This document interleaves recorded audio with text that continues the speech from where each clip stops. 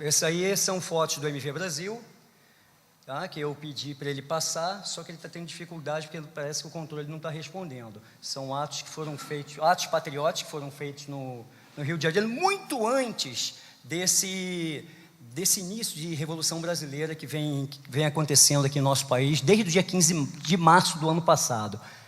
E o que a mídia faz, gente, basicamente, como disse o professor Rui Nogueira, tudo que eu vou falar aqui são conhecimentos que eu aprendi em conversa com patriotas de todo o Brasil nesses anos, desde o ano 2000, e também são informações que têm como base teórica vários autores que eu venho estudando, como, por exemplo, o Armindo Abreu, que escreveu O Poder Secreto,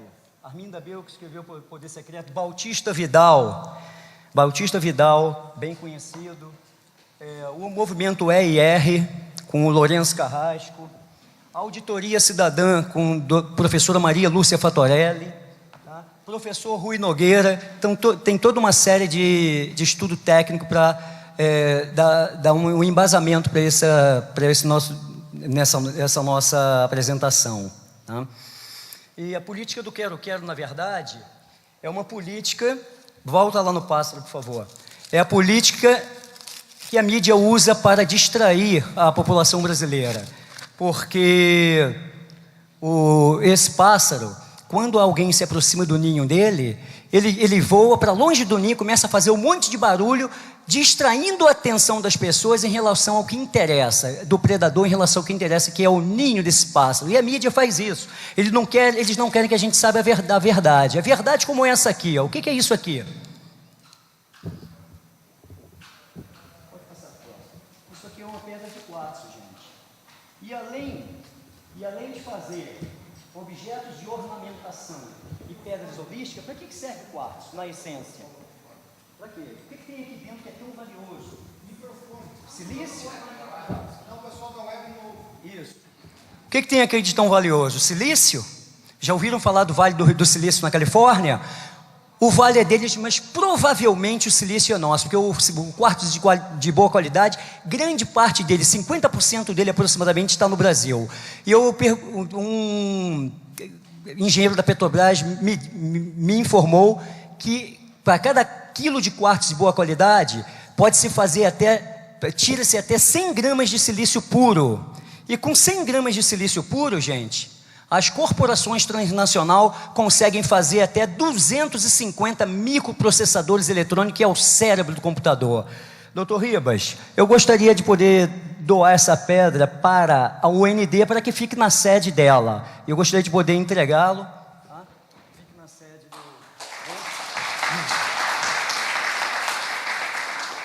Tá? Entregar para o presidente. Isso. Pois não.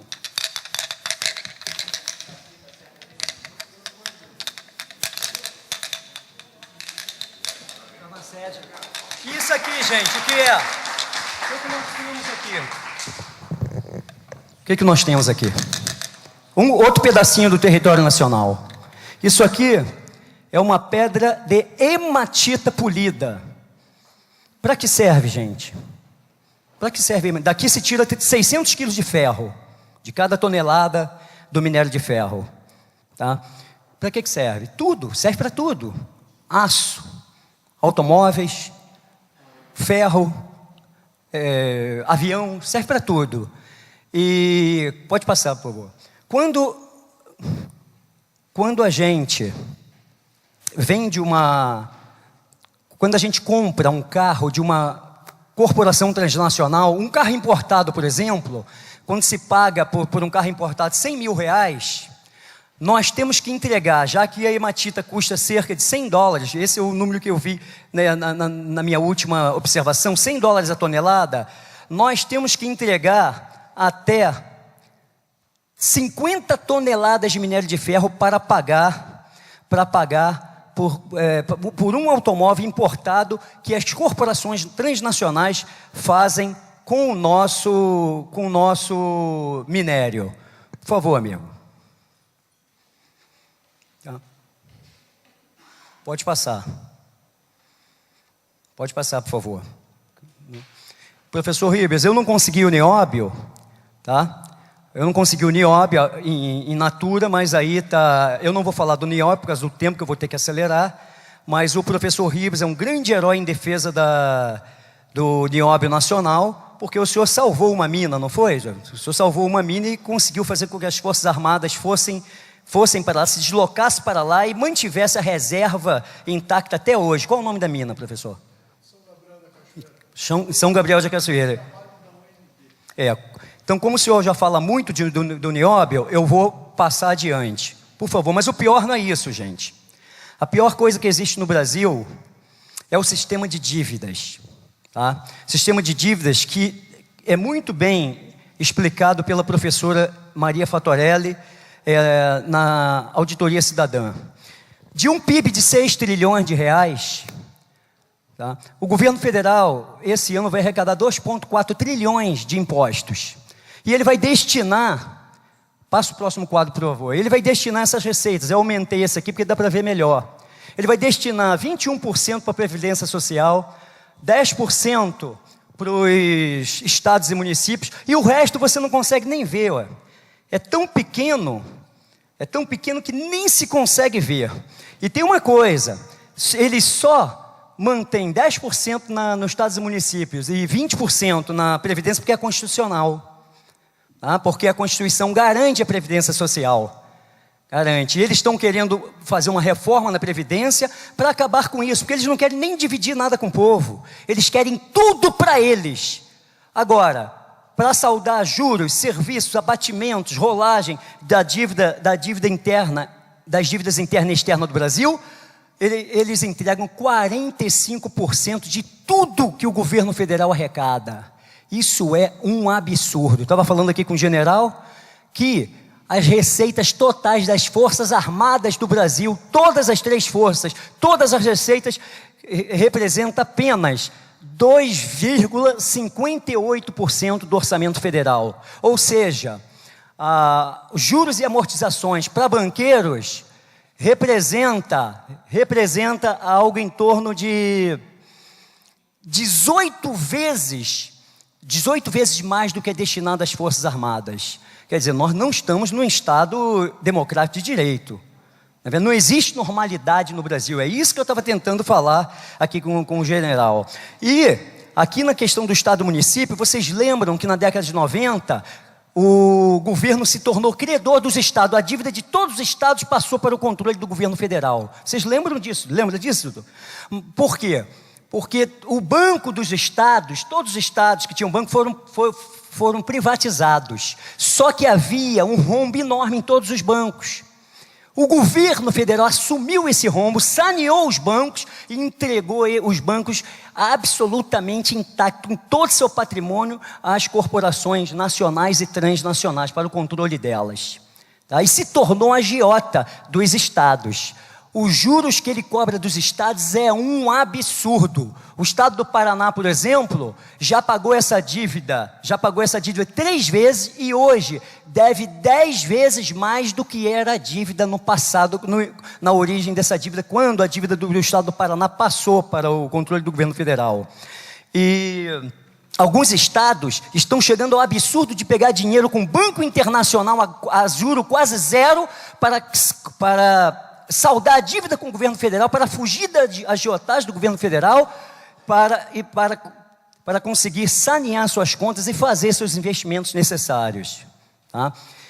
E isso se dá porque a Constituição Federal, nos artigos 157 e 158, trata do assunto repartição de receitas. Então, o governo federal é obrigado a destinar esses 10% para os estados e municípios. E a Constituição de 88, chamada de Constituição Cidadã, é uma balela. É uma grande balela. Por quê? Porque começa no artigo 164, que proibiu o Banco Central de financiar o governo federal. O Banco Central não pode dar dinheiro para o governo federal a custo zero, para obrigá-lo a pegar com os bancos. Isso é um absurdo, chega a ser inacreditável. Artigo 164, para quem quiser conferir. E o artigo 166, no inciso 2, a linha B,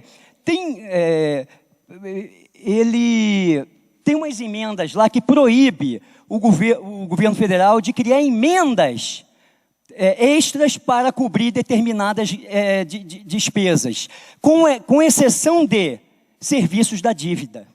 Então, o governo federal pode criar emendas ou projeto de lei para cobrir juros de dívidas, mas não pode criar emendas para fazer determinados investimentos, se não disser de onde vai vir a origem dos recursos.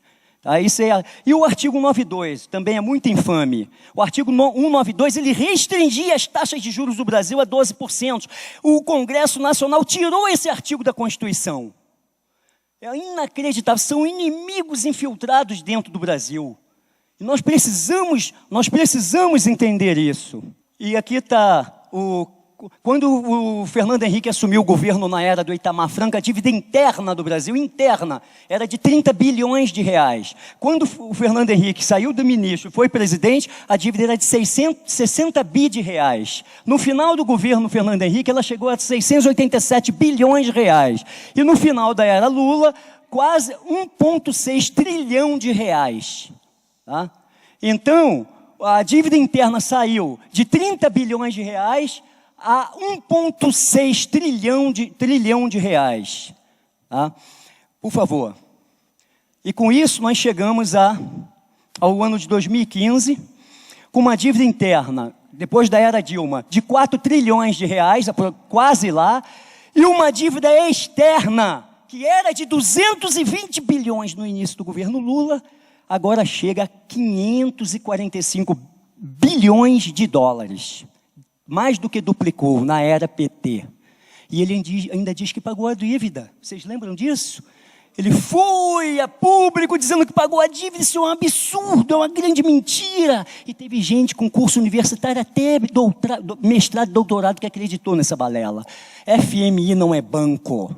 FMI é uma agência de seguros. Vários países se juntam, botam dinheiro na mesa. Quando um país tem dificuldade de pagar a dívida, os serviços de sua dívida, eles vão lá, pegam esse dinheiro, pagam os juros da vida. Não estou falando investimento, nem hospital, nem saúde, nem educação. Estou falando juros de dívida. O FMI só corre só para pagar juros.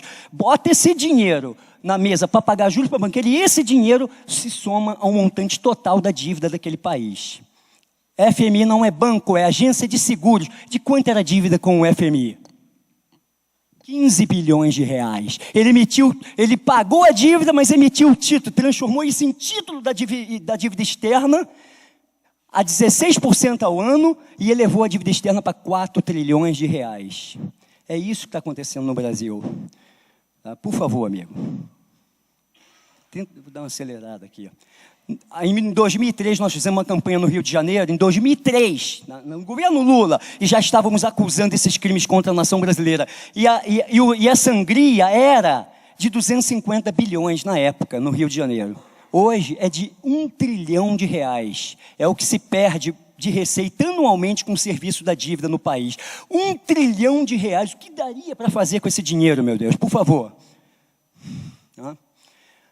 O FHC, em 8 anos de governo, pagou 2 trilhões de reais de juros, de serviço da dívida. 2 trilhões. E lá no início do governo dele, toda a dívida interna era de 60 bilhões. E ele já pagou 2 trilhões de reais de dívida. E na era Lula, em 8 anos, ele pagou 4 trilhões e 766 bilhões de reais. É inacreditável. No início do governo Lula, toda a dívida interna era de 687 bilhões de reais. Isso é um crime de lesa pátria, não tem nada, as instituições não estão funcionando no Brasil. Isso é crime de lesa pátria. Se aquele general entendesse isso, meu nobre amigo, né, general, eu tenho certeza que ele vai voltar hoje, ele vai amanhecer na caserna, se ele ainda não é aposentado, e vai repensar as afirmativas do comandante do Exército quando diz que as instituições estão funcionando de forma legal no Brasil. Por favor. Eu outro dia estava assistindo um documentário, e nesse documentário tinha um helicóptero, um repórter dos Estados Unidos, sobrevoando Dubai, sobrevoando a cidade de Dubai, aquela coisa maravilhosa, aquela coisa linda. E o repórter perguntou ao sheik que estava no helicóptero de luxo, que parecia um disco voador, quanto tem de dinheiro aí em Dubai? Quanto vocês gastaram para construir isso? Fala aqui para mim, fala aqui para mim. Ele balançou, mas falou, 300 bilhões de dólares. Gente, eles construíram toda Dubai, toda a estrutura, toda aquela beleza daquela cidade do futuro, com 300 bilhões de dólares. Quanto a gente paga de juros de serviço da dívida agora, de serviço da dívida? R$1 trilhão. Quanto dá isso? Quanto dá isso? Hã? Pois é, mas quando era na época desse documentário era R$2 o dólar. Tá? Naquele tempo, quando que eu assisti esse documentário, dava para fazer 2 Dubais por ano no Brasil. E agora dá para fazer 1,3 Dubai todo ano no Brasil. Quem é rico aqui? Quem é o país rico? Me fala, então eu não aceito chamar o Brasil de país pobre ou atrasado, eu não aceito isso. Isso é propaganda enganosa que foi inserida na cabeça das pessoas, inclusive de intelectuais, de acadêmicos, porque a mente dela, de grande parte da sociedade brasileira foi contaminada por uma psicologia derrotista, que é uma ficção. Por favor, meu amigo. O Banco Central, funções do Banco Central. O Banco Central é público ainda, mas se comporta como se fosse privado. Ele não cumpre com as suas funções. Quais são as funções do Banco Central? Regular taxa de juros e emitir moedas para desenvolver o desenvolvimento do Brasil. E ele faz o contrário. Ele aumenta a taxa de juros, enxuga a economia, limitando o volume de moeda circulante no país a 5%. Ou seja, a moeda que circula no país representa apenas 5% do PIB. Meu amigo, em qualquer país avançado, economicamente um pouco menos apertado, arrochado pelo sistema, é 40%, é 35% a 40% o montante de moeda circulante no país. E a doutora Fatorelli, ela fala isso aqui também nesse livro. É importante vocês acompanharem a auditoria de Cidadã. Ela é um pouco vermelha, tá? Tem umas nuances vermelhas, mas isso para mim agora não importa. Tá? E como é que ele faz isso, doutor Ribas? Como é que ele faz isso, patriotas? Como o Banco Central faz isso? Ele vai lá no caixa do banco, tem aquela dinheirama dos juros, dos 400% de juros que ele recolheu da população, das empresas que pagam juro absurdo, juros do governo, ele está com aquele montão de dinheiro. O governo federal fala, não joga na economia, porque isso vai causar inflação. Não joga na economia, ele recolhe esse dinheiro todo do caixa do banco e não deixa o banco emprestar. E emite títulos para o banco. Isso é mais uma maneira de fazer. A doutora Fatorelli identificou de 12 a 14 maneiras diferentes de se extorquir o orçamento federal pelo sistema financeiro nacional e internacional.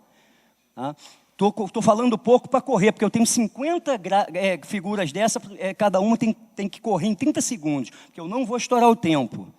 Tá? Se você tivesse uma dívida, quem tem dívida aqui? Qualquer dívida com o banco, alguém tem dívida? Qualquer dívida. Se você tivesse uma dívida com o banco e você pudesse de forma unilateral decidir a taxa de juros, quanto você vai pagar para o banco?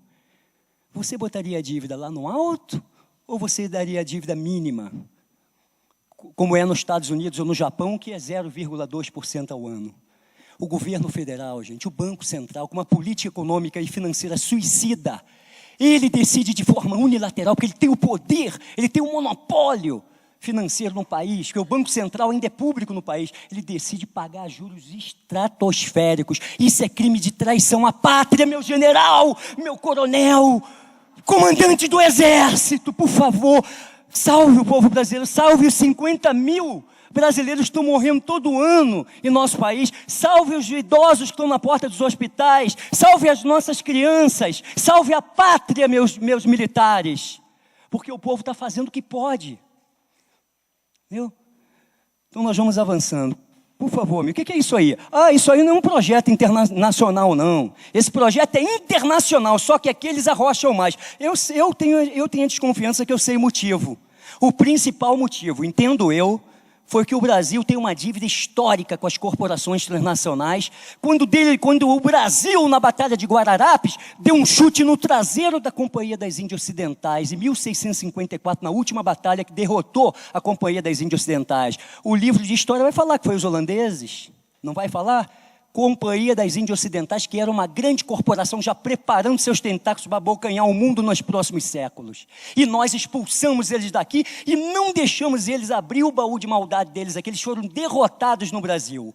Foram derrotados, voltaram para Amsterdã, que era a base deles, e York, as duas bases principais dessas famílias, dessas cerca de 250 oligarquias, famílias internacionais que controlam de maneira sorrateira e esotericamente o mundo.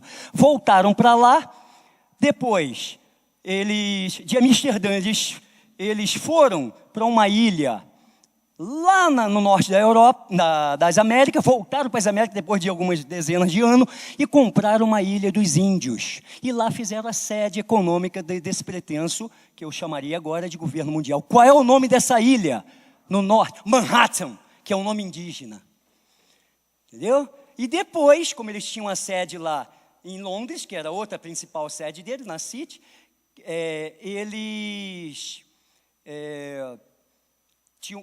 era na cidade de York. Eles então depois trocaram o nome de Nova Amsterdã para Nova York. E não fizeram a sede do governo mundial, o braço econômico do governo mundial aqui como eles queriam. Nova York seria aqui, mas o cristianismo do povo brasileiro não deixou, eles foram derrotados materialmente e espiritualmente nas sagradas terras do Brasil. Isso é que tem que ser passado na televisão para exaltar o ego do povo brasileiro, mas com verdades. Outro crime que ele comete, você diz vê o governo abrindo a boca, falando de boca cheia, que aumentou as reservas internacionais do Brasil. Já viu isso? Aumentamos, o Brasil nunca teve uma reserva internacional tão grande. É outro golpe financeiro contra o país. Sabe o que eles fazem, doutor Ribas? Eles compram títulos do governo dos Estados Unidos, doutor Ribas, pagando quase zero de juros. E emite título da dívida interna, pagando 16% de juros. 16,5% de juros. É isso que eles fazem, é outra falcatrua que eles cometem contra a nação. É uma atrás da outra, é para acabar com a civilização brasileira. É para destruir tudo, para eles emergirem com um novo governo internacional privado, uma ditadura internacional tão ferrenha que se a gente não reagir, se eles chegarem ao intento deles, nunca mais a humanidade se liberta. E só com intervenção divina ou das naves espaciais. Entendeu? Então a gente não pode deixar isso acontecer. O pior crime de todos não é esse ainda, tem mais um crime financeiro, são 12 ou 14, mas só vou falar 3 ou 4, senão não vai dar tempo. Isso tudo, modestamente, humildemente, eu tenho de mente, mas eu botei no papel para correr, porque eu tenho que sistematizar para falar em 30 minutos ou 40. Quem conhece swap? Quem sabe o que é swap? Nós sabemos, o amigo ali disse que é mercado futuro, é compra de dólares. Seria para evitar a compra de dólares, quando o dólar estava R$2, 3, 2,50. Quando não interessa o governo que os banqueiros comprem dólar, ou que os empresários comprem dólar em volumes monstruosos, porque ele tem sempre uma desculpa dizendo que isso vai aumentar a inflação, tem sempre uma desculpa econômica, sempre, financeira, sempre.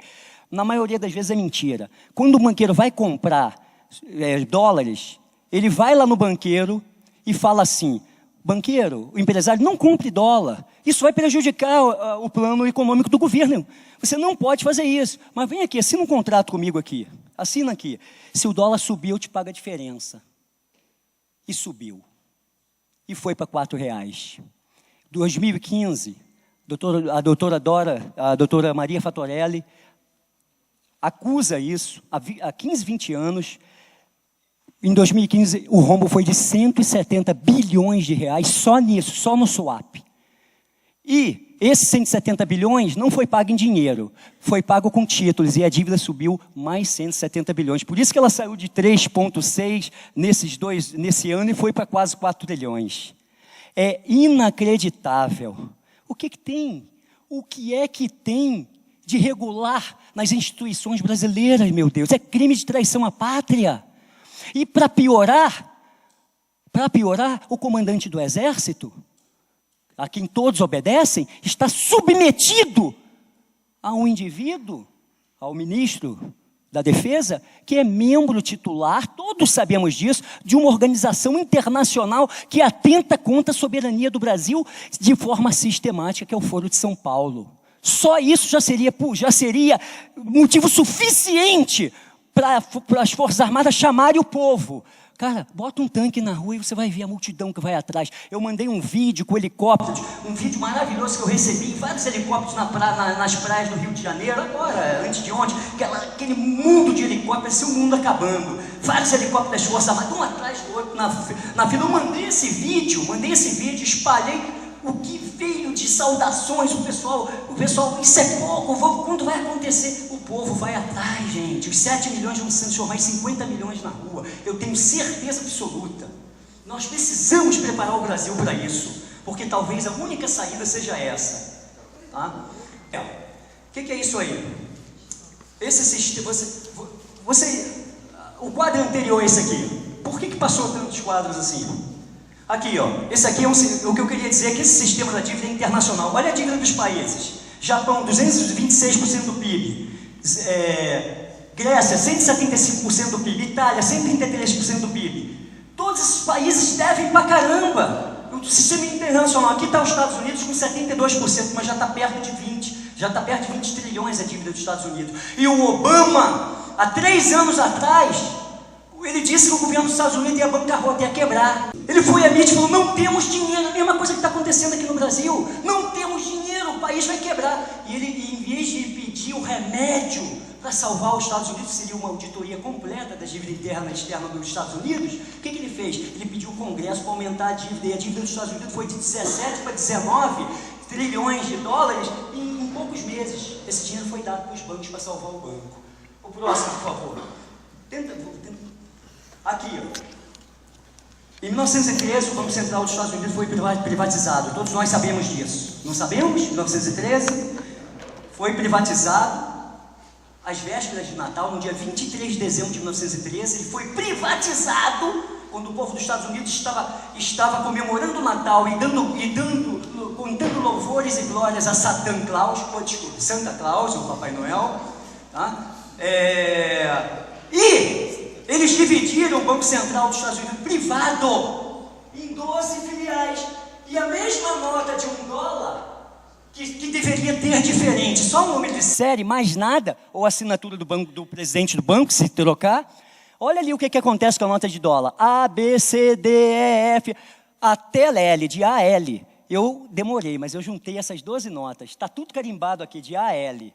Gente, os banqueiros privados, além de roubar o povo dos Estados Unidos, ainda carimba as notas deles com a sua marca, a sua marca como traficante carimba cocaína. Eu vou deixar esse bolinho de notas aqui passar, para vocês verem, para vocês darem uma olhada e ver que de frente tem letras de A a L em cada uma nota. Foi difícil juntar todas a L. Eu fui em várias casas de câmbio, mas eu consegui fazer a combinação. Ó, eu só vou passar esse dinheiro porque aqui na reunião do PT, hein? Aqui eu sei que eu estou seguro. Se fosse, aqui está arriscado vir até uma nota de 100 a mais. É só, pode ver e passar, por favor, tá? Vou dar uma acelerada aqui para a gente terminar. Tá? Aí vem a pergunta do estrategista Armindo Abreu, gente.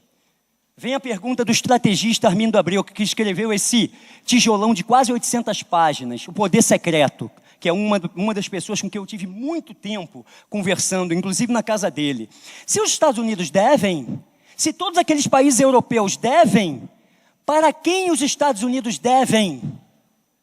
E para quem os Estados Unidos devem? É a resposta. Quem conseguir achar em toda a sua plenitude essa resposta, estará se aproximando do coração da besta com punhal de prata. Entendeu? Aí nós vamos chegar ao suprassumo dos problemas artificiais que a humanidade vem enfrentando. Tá? Então eu vou aqui apresentar rapidamente em 5 quadros evidências, não prova absoluta, mas evidências de que existe um poder oculto por trás do mundo, manipulando a história da humanidade. Por favor, há um poder tão organizado, tão sutil, tão atento, tão fechado em torno de si próprio, tão completo, tão corruptor, que não se pode elevar a voz quando desejar criticá-la. Presidente Wilson dos Estados Unidos. Aliás, foi o que privatizou o Banco Central. O próximo, por favor, não vou ler todos, o próximo. Esse aqui é a sociedade fechada, Skull and Bones, Caveiras e Ossos, que fica dentro da Universidade de Wally, que o Bush garoto e o Kerry garoto, republicano e democrata, faziam parte da mesma organização. Quando eles vieram candidatos a presidente há 20 anos atrás, 15, 20 anos atrás, na verdade eram peças do mesmo tabuleiro, em que se engalfiavam na mídia, claro, de maneira moderada, sem tocar no que interessava, mas ambos são cooptados por essas organizações. Por favor, por gentileza, eu não vou ler todo, eu não vou ler tudo. O poder do dinheiro corrói a nação. Esse cara aqui, o Lincoln, ele queria imprimir moeda pública, federal, única, e cancelar todas as milhares de moedas que existiam nos Estados Unidos, porque cada banco emitia sua moeda na época. Eram moedas privadas dos bancos. Ele falou, vou acabar com isso, o Estado vai assumir, eu vou fazer o dólar, um dólar unitário para todo o território nacional, vou acabar com a farra dos bancos. Resultado, tiro na nuca. Passa o próximo, por favor. E esse aqui, é o mesmo caminho. Ele falou abertamente das sociedades secretas, falou abertamente disso no penúltimo discurso que ele fez. Não era o último, ele ainda fez mais um depois daquele. Resultado, tiro na nuca. Observe o modo de morrer. Logo depois veio o irmão dele que disse, eu vou dar continuidade ao legado do meu irmão que foi assassinado. Qual foi o resultado? Tiro na nuca. Você entendeu isso? Entendeu com quem a gente está lidando? Entende com quem a gente está lidando, pessoal? Por favor, passa aqui que eu tenho... Tá?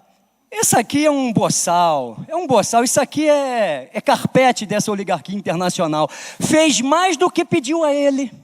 Ninguém mandou ele acabar com o país da noite para o dia. Não é assim que acaba com o país, para o governo mundial, para o pretenso governo mundial, tem que ser aos poucos. Derrubou um pilar do Estado Nacional, bota uma ONG no lugar.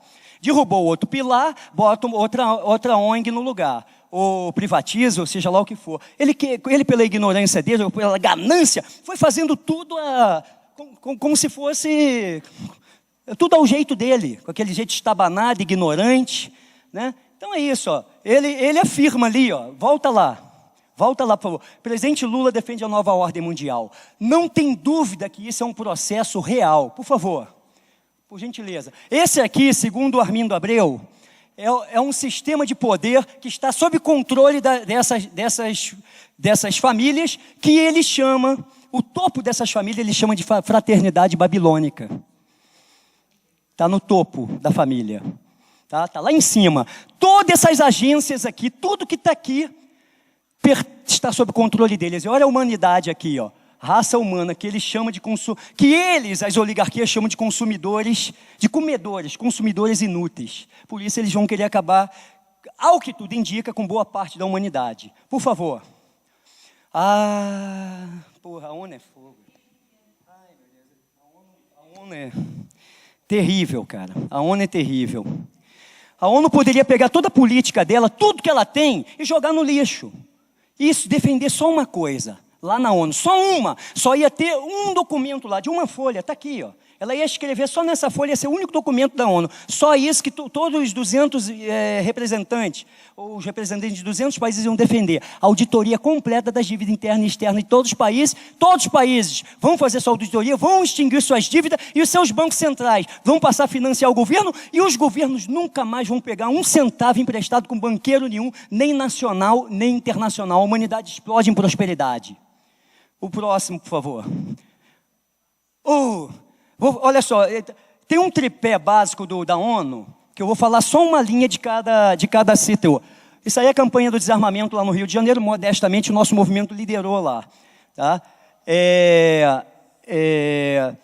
Eu só quero falar uma coisa, é uma questão técnica.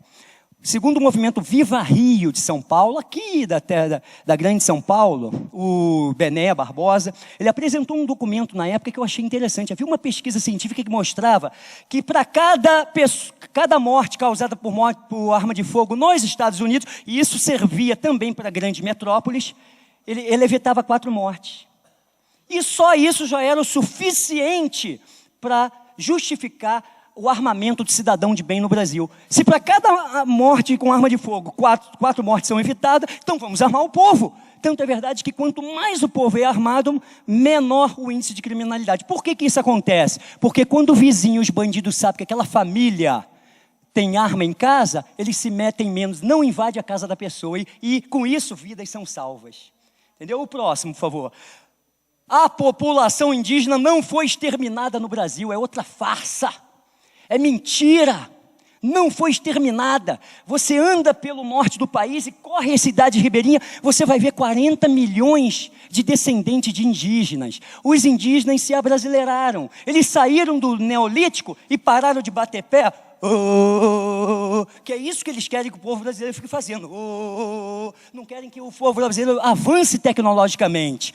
Então eles saíram do Neolítico e estão se abrasileirando. Se uma criança dessa sair daqui agora e vier para São Paulo e trabalhar e estudar, ela vai se tornar uma advogada, vai se tornar uma médica, vai se tornar um trabalhador, um brasileiro como qualquer outro, entendeu? E está aí, ó, o Marechal Rondon, alguém falou em Marechal Rondon aqui hoje, ele tem uns tijolões assim grandões. Se você estudar os tijolões do Marechal Rondon, e isso é falado aqui no livro Nação do Sol no Rio Nogueira, Marechal Rondon nunca citou os Yanomamis. Yanomami não existe, é uma farsa. Foi uma tribo criada artificialmente pela família imperial britânica para se assentar em cima das regiões de minérios brasileiros estratégicos. Vocês já sabem disso. Por favor, esse é o pior de todos. O que vem aí é o pior de todos. É o tripé: desarmamento, indígena e raça. Esse é o pior de todos. Ah, meu Deus. Quando eu vejo isso, eu fico para morrer. 100% negro, gente. É negro mesmo? Será que é negro? E se fosse? Qual o problema? No Brasil não existe isso. Passa aí o próximo.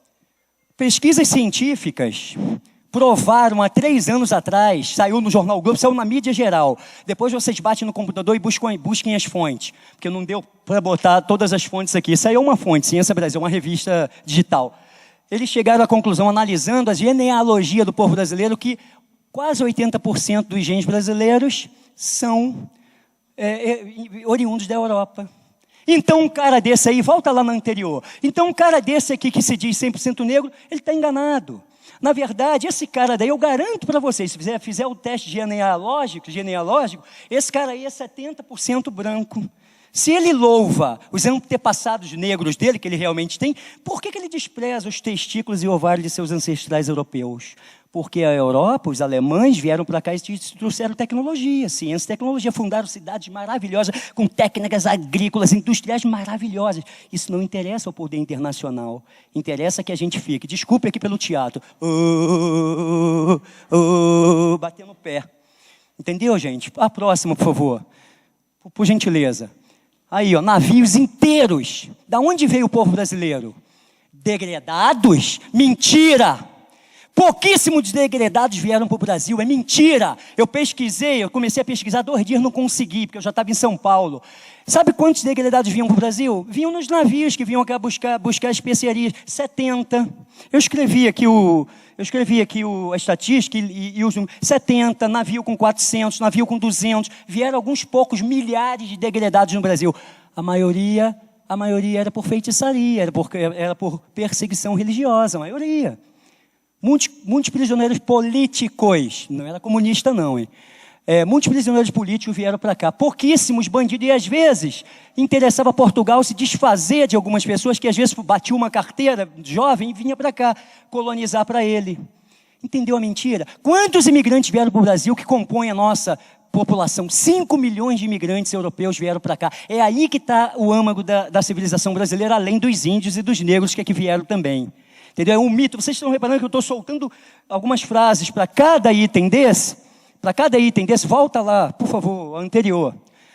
Para cada item desse, para comprovar o que eu estou dizendo. Agora abaixa, por gentileza. Tá faltando uma imagem. A de baixo, por favor. Não, embaixo dessa. Não, embaixo dessa. Agora abaixa. Abaixa, a próxima. Não, está faltando uma imagem. Em cima. Não, abaixa. Está faltando uma imagem. Apagou uma imagem daí. Não sei onde foi. Ali em cima tinha os jogadores da... Lá em cima tinha os jogadores da seleção da Nigéria. Vocês iam ver o que é negro. E aqui, baixa agora, o próximo. Eu não pude mostrar o anterior. Qual grupamento de criança é africana aí? Qual deles é de um país africano? O de baixo ou o de cima? O de cima, gente, porque aqui é africano de verdade. Olha essa criança aqui, isso é negro. Esse garoto aqui tem 60% de sangue branco. Você entendeu? A farsa do africanismo que é implantada no Brasil para aplicar a política do quero-quero em nosso país. E evitar que a raça brasileira, que é uma raça morena, futurista, se integre. Quantos por cento da população brasileira é negra hoje? 3% da população é negra. E vai desaparecer. A não ser que eles continuem buscando senegaleses, angolanos, se bem que na Angola é bem misturado, haitiano, a não ser que eles não queiram deixar a população se tornar uma grande raça de cósmica morena. Eles podem atrasar um pouco o processo. O próximo, por favor. Agora, na África tem escravidão até hoje em muitos países. Quem pegava os escravos no interior da África e entregava para os mercadores eram os próprios negros que faziam isso. O escravo, quando chegou no Brasil, ele já conhecia a escravidão. Ele já era cativo lá. Ele só veio para cá para continuar a escravidão, que ele já era lá. Hoje, bate no computador. Escravidão no ano 2016, países africanos.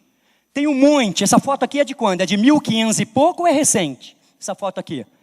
É recente. Essa foto é de no máximo 5 anos atrás. Outra, por favor. Então aqui está os nossos ancestrais que vieram aqui não para oprimir, mas para trabalhar e construir o Brasil. Tá? O próximo, por favor.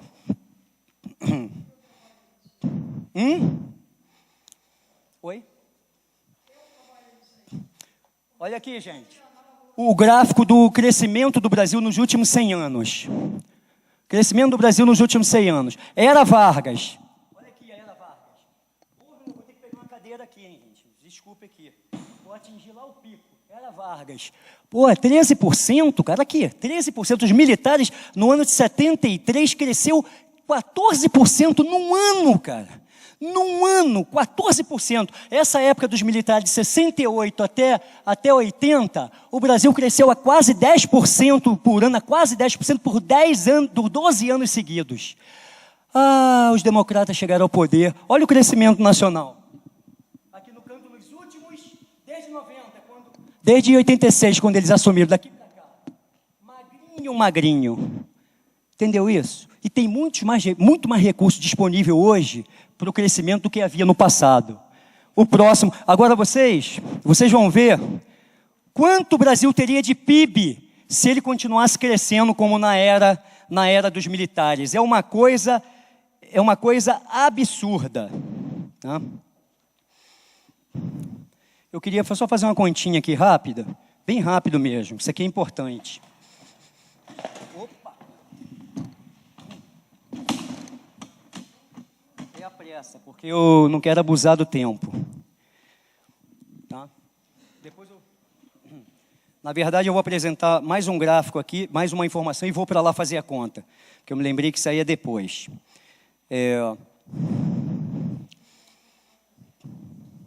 Tem um remédio para isso, um remédio para resolver esses problemas nacionais. Daquelas 20 folhas, só falta 1,5. Das 20 folhas, 1,5, e esse aqui é um dos últimos quadros. Está acabando, é o último esse aqui, é o último quadro. Vou encerrar. Tem um remédio para isso, para resolver esse problema. O remédio ideal seria a intervenção constitucional pelo poder instituinte feita pelo povo brasileiro. Só que parece que nesse momento a gente ainda não conseguiu criar uma massa crítica para isso. Tem quantas pessoas conscientes no Brasil que despertaram? 1 milhão, 2, 3? Eu não sei. Tá? Entendeu? Mas o ideal seria essa intervenção com apoio dos militares. Mas vamos falar de uma coisa feita uma possibilidade de uma coisa feita pelo Congresso. É constitucional que se faça uma auditoria completa das dívidas interna e externa. Está lá na Constituição de 88. Foi uma coisa boa que eles botaram lá. Nos atos transitórios constitucionais democráticos, é isso? Número 26, quem tem uma Constituição vai lá. O que é um ato transitório? Não é o artigo regular da Constituição. São uns pré-artigos que eles usam dentro da Constituição para que se faça a ligação, a conexão de uma Constituição antiga com a Constituição nova. É isso, doutor Riba? O bacharel de Direito aqui não esqueceu não, professor, desculpe. Então, pessoal, está lá na Constituição do Brasil para se fazer auditoria das dívidas, mas eles não fazem, cara. Eles não fazem auditoria, não fazem. É inacreditável. A única coisa boa que tem na Constituição de 88, eles não cumprem. Tá? E se fizesse uma auditoria no Brasil, olha o que aconteceria. 1 trilhão ficaria no caixa. Só auditoria da dívida, não precisa mais nada. Não precisa mais nada, só auditoria da dívida. 1 trilhão ficaria no caixa do governo. Não sairia. Por quê? Porque essa dívida não suporta uma auditoria, é um castelo de cartas. É uma mentira. É juros sobre juros. São falcatruas ilegais, inconstitucionais, imorais. Qualquer auditoria resolve isso. Quem fez a auditoria no Brasil, na história brasileira? Getúlio Vargas, em 1931. Quem foi o ministro dele? Oswaldo Aranha, é isso? 1931, a dívida zerou. Em 46, no início da guerra, já não tinha mais dívida. É mentira que a dívida veio de Portugal. Portugal transferiu uma dívida dele para nós, mas na época do Getúlio Vargas, ela já tinha sido extinta. Pela auditoria que Getúlio Vargas fez, que diminuiu a dívida em 70%. Outra pessoa que fez auditoria, que é até comunista, eu até não sei, o Equador fez com a participação da Maria Fattorelli. Vai lá ver os investimentos sociais, como aumentaram no Equador por causa da auditoria da dívida. Tá? Se 1 trilhão de reais deixar de ser pago para o sistema financeiro e ficar na economia nacional, eu tenho certeza absoluta, não estou falando do minério ainda não, só auditoria da dívida, o país passa a crescer a 10% ao ano. Se o Brasil começar a crescer a 10% ao ano, em quanto tempo ele dobra o PIB? 7 anos, crescendo a 10% ao ano. Então, em 7 anos, o nosso PIB, que é de 6 trilhões, vai para 12. Só que o Brasil tem condições de crescer a 10% ao ano durante 30 anos seguidos a 40. Tem condições de fazer isso por causa do consumo reprimido aqui. Uma pobreza reprimida que, se o Brasil explodir em prosperidade, a população brasileira vai correr para comprar os bens de consumo e de capital a que ela foi privada por causa desse sistema injusto. Tá? Por exemplo, o mercado de automóveis já estava caminhando para chegar a 5 milhões de automóveis vendidos no Brasil. Eles não deixaram, cara. Quando estava se aproximando de 4 milhões, eles derrubaram de novo para 3 e pouco. Se não fosse isso, já estaria em 5, 6 agora milhões de veículos vendidos. Então o Brasil tem condições de crescer 30 anos, facilmente é 10% ao ano. Mais 7 anos ele dobra de novo. É 10% ao ano, é exponencial, tá? Então aqui já vai para 24, meu Deus, vai dobrar de novo, vai para 24. Mais 7 anos, vai para 48. Em 21 anos, o Brasil sai de 6 trilhões de PIB, que é hoje, para quase 50 trilhões de reais de PIB, se nós entrarmos no caminho do progresso. Quem é pobre? Se a gente chegar a 50 trilhões de PIB, num ciclo industrial magnífico que levaria 20 anos só, o Brasil estaria disputando com os Estados Unidos a primazia da primeira economia mundial. Vocês podem fazer as contas, você vai ver que 50 trilhões fica perto de 20 trilhões de dólares, que é o PIB dos Estados Unidos. Está entendendo isso? Os nossos potenciais sendo enterrados por uma mentira absurda de que nós somos pobres, atrasados, ou seja lá o que for. Eu não aceito esse termo nação de terceiro mundo, isso foi criado por eles. Não aceito esse termo de país pobre, isso foi criado por eles, para inserir na cabeça do povo a psicologia derrotista que mantém a maioria dos brasileiros, não todos, se arrastando como cobras, como ratos. Entendeu? E no dia seguinte, depois de uma possível intervenção popular, é o último item, acabou ali, né? Acabou. No dia seguinte, depois de uma possível intervenção popular, constitucional, com apoio dos militares, quando vem o plano aquele plano, doutor Ribas, desculpe estar explorando o senhor, aquele plano do dia seguinte, como é que se chama aquele plano do senhor?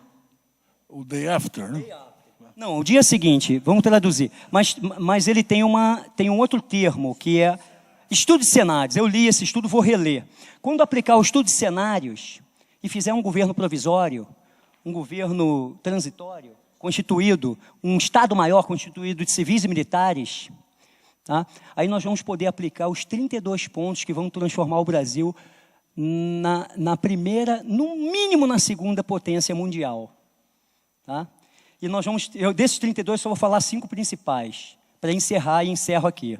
Os 5 principais são auditoria completa das dívidas interna e externa. É imprescindível.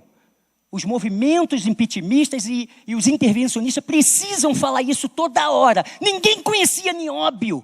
Hoje até eu me assustei que até um vendedor de jornal na rua já estava sabendo que era Nióbio, graças a vocês, graças ao doutor Riba, graças ao Bautista Vidal, graças ao professor Marcos, o Tony, o meu amigo do Foro de São Paulo que estava aqui, que saiu.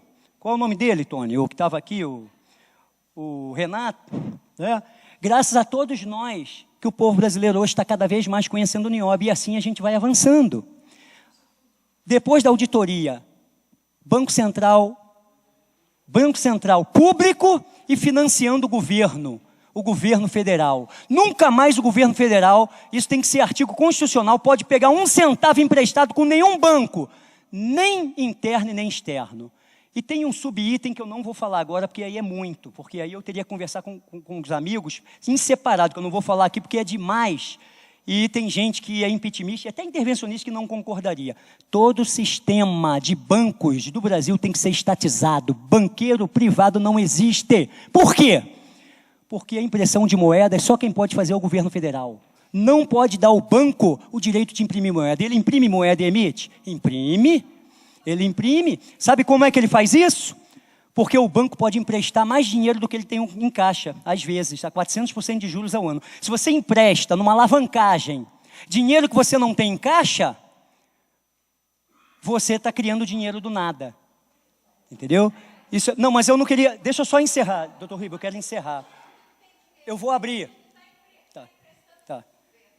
Eu vou abrir. Deixa eu só fechar os 3 outros índices para fechar, tá? Auditoria completa de todas as privatizações que foram feitas. Aumento do efetivo das Forças Armadas para 1 milhão de mulheres e homens em armas. De 370 mil para 1 milhão de homens e mulheres em armas. E para finalizar, o último item. Uma contra-revolução cultural no Brasil. Acabar com toda a interferência cultural do marxismo, do gramicismo, do Herbert Marcusismo, né? E tudo que vem degenerando a cultura e a moral do povo brasileiro nos últimos 40 anos. Uma contra-revolução nacionalista para dizimar essa cultura demoníaca e transformar o comunismo, a divulgação do comunismo em crime hediondo de traição à pátria em território brasileiro. Hã? Isso depois, tá. E termino dizendo o seguinte, volta lá, por favor. Termino dizendo o seguinte, isso aqui eu termino, doutor Ribas, lendo uma lauda que eu vou ler esse término. Precisamos ser capazes de criar uma massa crítica que poderá lançar as fagulhas do patriotismo para que o fogo da brasilidade se espalhe por todo o nosso território. Os inimigos da humanidade são milenarmente maus. Essa luta, já travada no passado por muitos de nossos ancestrais, é, possivelmente, o início de uma revolução brasileira nacionalista. Temos que vencer e avançar, moralmente, politicamente, tecnologicamente e espiritualmente. Chegará o dia em que todo brasileiro não se preocupará mais com a subsistência física. E já estará muito tempo, que já teria sido muito tempo superada essa luta.